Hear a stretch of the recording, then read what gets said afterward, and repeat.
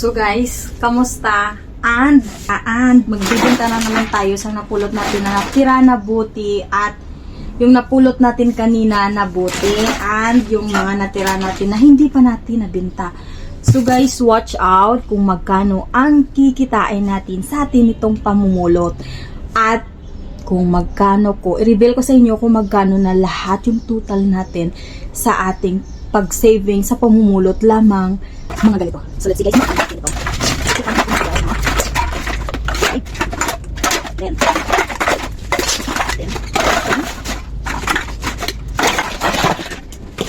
65, 65,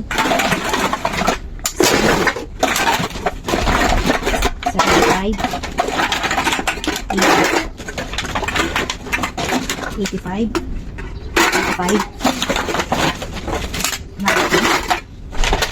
Guys, ito na 100 pieces to and ibibinta na natin to guys ngayon. Dalhin natin doon sa ating pagbibili. 100 pieces.